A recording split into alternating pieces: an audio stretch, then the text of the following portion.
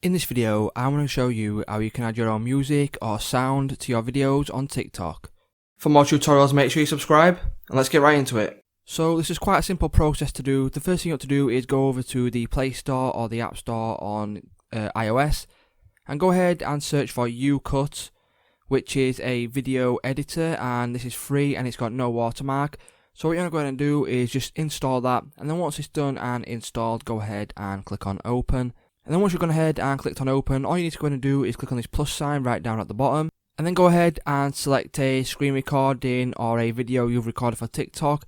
So I'm just going to go ahead and choose this screen recording that I did for this tutorial, and what you're going to do now is just simply click on music, and from here you've got an option for featured, so you can go ahead and choose music that is inbuilt into the app, which some of it's quite good, so you might want to go ahead and take a look at these.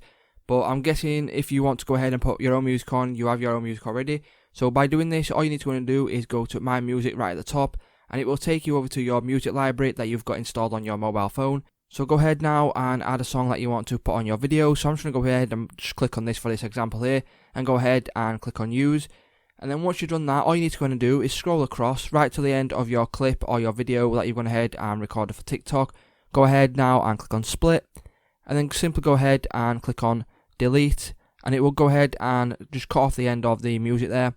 And you can go ahead and play about with the music and things like that to go ahead and choose which part of the song you want to use. So once you've done that, all you need to go ahead and do is simply click on save in the top right corner, and then go ahead and choose your quality and all things like that, and then simply click on save once you're happy with all the settings. And then once you've clicked on save, it will give you a little advert which is how they pay for their app, and then go ahead and click on that.